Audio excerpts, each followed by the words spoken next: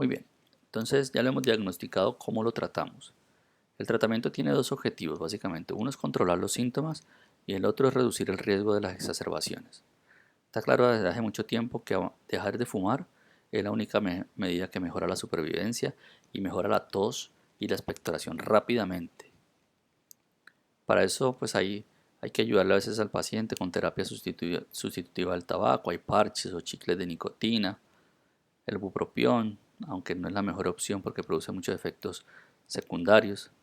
Hay que tener en cuenta también dentro de las medidas no farmacológicas que este paciente hay que vacunarlo, ¿sí? La vacuna estacional, la vacuna antineumococo cada 4 años, sobre todo en esos pacientes que están por encima de los 65 años y que tienen un GOL severo, un BEF1 por debajo de 40. ¿Y cómo lo vamos a tratar? También está dividido en esos grupos de riesgo, para eso también es importante clasificarlo en estos grupos A, B, C o D, porque en función de eso también voy a establecer un tratamiento. Entonces el grupo A, que es el paciente que no ha tenido exacerbaciones, que tiene poca disnea y que tiene buena calidad de vida, va a estar aquí. Con ese lo podemos dejar con un solo broncodilatador, un broncodilatador que puede ser a demanda, solo cuando tenga síntomas, ¿sí? Y estos pacientes, como uno los va a estar evaluando, pues ya definirá si necesita un tratamiento de mantenimiento o no. En el grupo B, pues ya se recomienda es un broncodilatador de acción larga, que puede ser un beta 2 de acción larga o un anticolinérgico de acción larga. Yo lo evalúo generalmente cada 3 meses y si ese paciente persiste con los síntomas, pues lo que se recomienda entonces es hacer la combinación del LAMA más el LAVA. En el grupo C se recomienda de entrada empezar con un anticolinérgico de acción larga, por ejemplo el bromuro de tiotropio, y evaluarlo nuevamente. Si persiste con los síntomas o tiene más exacerbaciones, pues entonces lo combinamos con ese LAMA con un beta 2 de acción larga.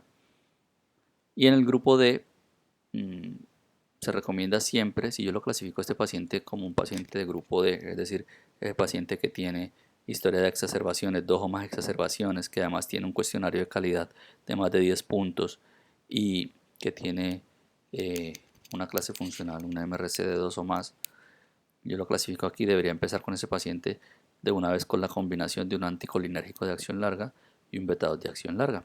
Lo reevalúa a los 3 meses. Si persiste con los síntomas, podría tener la opción de utilizar corticoides.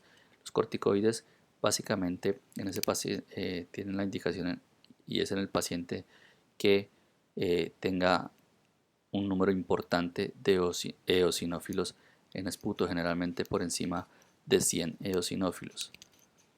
Y hay otras opciones en ese paciente. Como lo vamos a estar evaluando cada 3 meses, hay otras opciones como los macrólidos, que sirve como antiinflamatorio, inmunomodulador, ¿sí?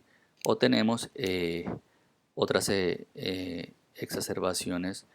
otras opciones como inhibidores de la fosfodiesterasa, que ahora los comentaremos. Aquí pues hay un resumen que he hecho yo de los principales tratamientos que se usan. El beta 2 de acción corta clásico pues el salbutamol. Aquí están los beta 2 de acción larga. El más habitual que usamos es formoterol, indacaterol, holoaterol o salmeterol. Tenemos aquí los anticolinérgicos de acción corta, que el clásico es el bromuro de hipratropio, el de acción larga clásico que es el tiotropio, aunque también tenemos el glicopirronio. Y hay combinaciones, por eso no he puesto todos los anticolinérgicos aquí de acción larga porque pues vienen en combinación con un beta 2 de acción larga, que sería lo ideal. Si tenemos que usar un anticolinérgico y un beta 2 de acción larga, pues usarlo en combinación. Viene la combinación de un meclidinio bilanterol, por ejemplo, indacaterol glicopirronio o loaterol con tiotropio. También vienen combinaciones de beta 2 de acción larga con corticoides, como es el caso del formoterol budesonida y el salmeterol con fluticasona. Y esta es una opción como el inhibidor de la fosfodiesterasa 4, que es el roflumilaz, para esos pacientes del grupo D que no han mejorado con la combinación de LAMA más LAVA ni con macrólidos, pues, y que sea un exacerbador frecuente, es decir, que tenga más de 2 exacerbaciones en el último año, sería una opción el roflumilaz.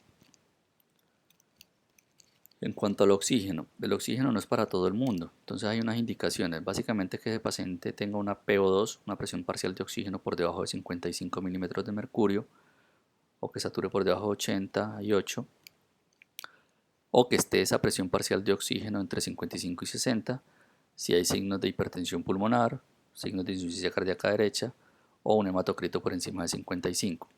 Que es importante el oxígeno no solo es ponérselo, sino que el paciente lo utilice bien, porque pues uno encuentra pacientes que se ponen el oxígeno 2 horitas, 3 horitas y eso no sirve en realidad, no tiene ningún impacto. Lo que está claro que funciona en este tipo de pacientes es mínimo usarlo mínimo 18 horas y de esas 18 horas deben incluir siempre la noche. Bien, entonces una vez que yo le indico oxígeno al paciente hay que estarlo revalorando porque a lo mejor a los 3 meses o a los 6 meses le hago unos nuevos gases arteriales y a lo mejor no necesita el oxígeno. O por el contrario, a los 3 meses persiste con signos de insuficiencia respiratoria y se le debe pautar de forma indefinida. Entonces aquí está el ejemplo que les comentaba. Entonces, por ejemplo, tenemos un paciente de 65 años que se fuma un paquete al día desde los 20 años y consulta porque en los últimos 3 meses ha tenido disnea intermitente, cuando sale en la tienda que le queda a menos de 100 metros, con tos, expectoración amarilla desde hace 4 años, astenia y anemia. No ha tenido hospitalizaciones previas, o sea, no tiene exacerbaciones, ni ha consultado urgencia por exacerbaciones, ni ha estado hospitalizado. Digamos que ya le aplicamos el cuestionario de calidad ese que les mostré y el paciente de todo lo que ha señalado eso nos suma más de 10 puntos.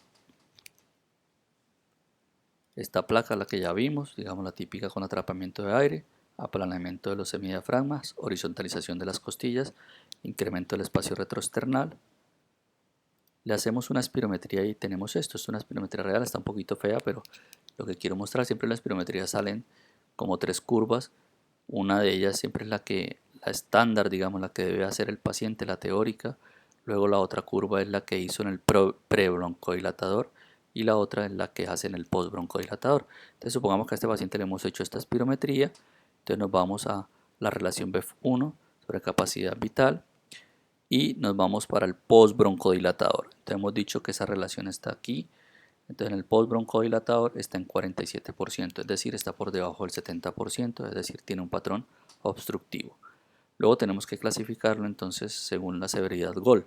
Entonces hemos dicho que tenemos que mirar es el BEF1 en el postbroncodilatador, que es este aquí. Y está del 31%, o sea que es un GOL severo o grave. Bien, aquí siempre va a estar explicado cuál es la parte prebroncodilatadora y cuál es la parte postbroncodilatadora. Aquí dice post, por eso me voy a esta parte. Bien, ya lo hemos clasificado como un GOL severo o GOL grave, un EPOC severo o EPOC grave. Luego tenemos que mirar el MRC. Hemos dicho que este le daba disnea a este paciente para ir a la tienda, que era menos de 100 metros. Entonces lo clasificamos con MRC de 3 y luego hacemos la clasificación combinada. Ya hemos dicho aquí que estaba en un GOL 3 y hemos dicho que no tenía historia de exacerbaciones, pero sí tiene un MRC de 3, o sea, está aquí, y tiene un cuestionario de calidad mayor de 10. Recuerde que es uno de los dos, no tiene que cumplir con los dos parámetros. Entonces, lo tenemos en este grupo y lo tenemos en este grupo, o sea, en el B. Sería un EPOC GOL 3 del grupo B. Y como es del grupo B, pues entonces la recomendación sería iniciar con un beta 2 de acción larga o un anticolinérgico de acción larga. Le pueden poner el que ustedes quieran, formoterol o bromuro de tiotropio, por ejemplo. Y deberían estarlo evaluando cada 3 meses a ese paciente. Muy bien, esto era en cuanto a EPOC. ¿Qué es la exacerbación? 3 cositas vamos a decir sobre la exacerbación de EPOC. Básicamente es un empeoramiento de los síntomas, es decir, un aumento de la disnea, un incremento de la tos o un aumento en el volumen o en la coloración del esputo. Si nosotros evaluamos la etiología, la gran mayoría de los casos de la exacerbación de la EPOC es de origen infeccioso. Y de eso, digamos que podemos decir que es un 50-50, un 50% bacteriano o un 50% de los casos viral. Hay otras causas de exacerbación también, como lo son los cambios atmosféricos, las épocas de lluvia, el invierno, en las zonas donde hay estación, pero en general la causa más frecuente es el origen infeccioso. Como ven aquí, pues dependiendo también de la región, de la zona, pues encontramos que el 50% de los casos es de origen bacteriano, virus en un 30% y otro 20% a otros microorganismos, digamos gérmenes atípicos. 50% de estos casos está los gérmenes habituales, el Haemophilus, el neumococo, la moraxela, ¿sí? Hay que tener en cuenta gérmenes como la pseudomonas en aquellos pacientes que son exacerbadores frecuentes, es decir, en esos pacientes que tienen más de dos o más exacerbaciones en el último año, o pacientes que tengan alteraciones estructurales, por ejemplo, que tengan bronquiectasias. En los pacientes hay que tener en cuenta la pseudomonas o que están recibiendo corticoides, por ejemplo. ¿Y cómo clasificamos nosotros la severidad de la exacerbación? Y aquí no hay mucho consenso, no hay una clasificación clara, depende un poco más de, digamos, de la valoración del médico, de evaluar también las comorbilidades de ese paciente. Entonces, por ejemplo, aquí hay una orientación en donde debemos manejar al paciente sin el nivel primario de atención, en un segundo nivel o un tercer nivel. Y depende un poco, vuelvo y digo, de las comorbilidades. Si un paciente que tenga muchas comorbilidades, que tenga ya un EPOC severo o muy severo, que haya estado hospitalizado previamente por esos mismos síntomas, eh, que haya necesitado una UCI. Entonces, en esos pacientes que tienen un alto riesgo de complicarse, pues habría que manejarlo en un tercer nivel de atención y habría que manejarlo obviamente hospitalizado, ¿no? Hospitalizado o en una unidad de cuidado intensivo. Si por el contrario es un paciente que tiene un EPOC leve, moderado, o sea, un GOL 1 o 2, que tiene buen apoyo social, que no ha tenido exacerbaciones frecuentes, ese paciente lo podríamos manejar de forma ambulatoria. Aquí hay unos criterios de gravedad, digamos, o de, sí, que nos orientan hacia dónde debemos, o mejor dicho, que debemos este paciente hospitalizarlo y monitorizarlo. Son los pacientes, como ya mencionaba, que tienen un EPOC grave, que hayan tenido insuficiencia o que tengan insuficiencia respiratoria, hipercapnia, utilización de los músculos accesorios, fiebre, que usted no lo pueda controlar en el domicilio, es decir, que no tenga un buen apoyo social, ¿sí? Esos pacientes, volvidos es como mucha lógica. El paciente que no tenga mucho apoyo, que ya tenga antecedentes de muchas exacerbaciones, que ustedes clínicamente lo vean muy mal, pues ese paciente se debe manejar de forma hospitalaria. Y lo mismo se resume aquí, ¿no? Si ese paciente tiene una exacerbación leve, lo que hago es recomendarle, eh, explicarle cómo debe mejorar su tratamiento. Puede ser con los mismos inhaladores que utiliza, ¿sí? Y lo que sí es importante es estar haciendo un control, ¿no? Pues ese paciente, si yo lo mando para la casa, si le echo una nebulización o dos nebulizaciones y le ajuste el tratamiento inhalador para la casa, eh, estarlo vigilando, ¿no? Hacer un control a las 48 o 72 horas. Obviamente si es una exacerbación grave, pues tendrá manejo hospitalario. Y la exacerbación moderada, pues ahí en función de cómo responda el paciente al tratamiento que le hagamos en urgencias. Así mismo lo vamos a mandar para la casa o lo dejamos hospitalizado. ¿Y cómo lo tratamos? Esto en términos generales. Pues los clásicos son las nebulizaciones, que pueden ser con salbutamol o con bromuro de ipratropio. No se recomienda combinarlos, aunque eso es una práctica muy habitual porque pues el paciente si hace algún efecto secundario no sabremos a cuál de los dos lo ha hecho. Hay que si es necesario usar oxígeno porque el paciente sature por debajo de 90, tratar de iniciar a bajo flujo, sobre todo en aquellos pacientes que tienen antecedentes de retención de dióxido de carbono, ciertos pacientes con EPOC muy evolucionado, porque pues si le ponemos oxígeno a alto flujo podemos empeorar la retención de CO2. Valoraremos si ese paciente necesita ventilación mecánica no invasiva, es decir, si necesita una CPAP o una BiPAP. Básicamente la indicación para una BiPAP, para ventilación mecánica no invasiva, es que el paciente tenga una acidosis hipercápnica, es decir, un pH bajo con una PC2 por encima generalmente de 50. Corticoides, ¿cuándo vamos a usar? En esos pacientes que yo trato con nebulizaciones, le he puesto el oxígeno si no necesita y tiene muchas sibilancias y no mejora. Podría estar ahí, usar un ciclo de corticoides con una pauta descendente para evitar digamos el rebrote al suspender los corticoides. Es decir, un ejemplo del uso de corticoides sería, pues podría iniciar con 20 miligramos de prednisolona, al tercer día le bajo a 15, a los otros 3 días le bajo a 10, a los otros 3 días a 5, hasta suspenderlo. Y para el uso del antibiótico, que esto es importante, no todos requieren antibiótico. Clásicamente se han hablado de los criterios de Antonisen. Esto en realidad ya es muy antiguo. En Colombia se utiliza mucho, pero no tiene mucha utilidad en realidad.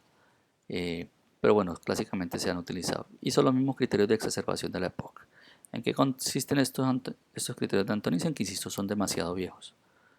En que yo lo clasifico al paciente como una exacerbación severa, moderada o leve, en función de si cumple con los tres criterios. Si tiene los tres criterios, diría que es un Antonisen 1, que significa que es severo y por tanto es muy probable que esa exacerbación sea bacteriana y requiera antibiótico. Un Antonisen 2 es el paciente que cumple pues solo con dos criterios de estos, y un Antonisen 3 es el que cumple con un solo criterio. Entonces el Antonisen 3 que cumple con un solo criterio pues no debería necesitar antibiótico. El Antonisen 2 depende un poco del criterio del médico. Si el paciente tiene disnea y tiene cambios en la coloración del esputo, pues podría iniciar tratamiento antibiótico. Pero como ven, esto no es muy práctico. La decisión de uno poner o no antibiótico debe estar argumentada no en esto, sino en el estado clínico del paciente, en los otros laboratorios que tenga el paciente, si es un paciente que tenga leucocitosis con marcada neutrofilia, si tiene marcadores inflamatorios, la PCR elevada, si tengo posibilidad de hacer procalcitonina porque lo veo mal y está elevada, si hemodinámicamente está comprometido, pues eso es lo que me tiene que orientar hacia si debo pautar o no antibiótico, pero no el hecho de clasificarlo con estos criterios que, vuelvo, insisto, no son muy de mucha utilidad. ¿Y qué le ponemos? Pues eso va en función de la sospecha clínica.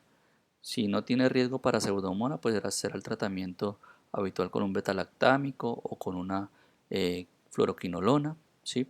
Si el paciente tiene riesgo de pseudomonas porque se usando corticoides previamente, tenga bronquiectasias y sea un exacerbador frecuente, pues tendríamos que cubrir pseudomonas, ya sea con una quinolona que cubra pseudomonas o con algún otro tratamiento. Pero esto, vuelvo, digo, en función. Lo habitual es que usemos un betalactámico. La amoxicilina con ácido clavulánico es una buena opción. Si lo vamos a hospitalizar y sospecho que tiene alguno de estos gérmenes, pues la ceftriaxona también es una buena opción. O la ampicilina sulbactam es una buena opción. Si sospecho pseudomonas, pues levofloxacino podría ser. Piperacilina tazobactam si lo voy a manejar de forma hospitalaria. O cualquier antibiótico antipseudomonas. Muy bien, y esto es la revisión que íbamos a hacer sobre EPOC. Muchas gracias.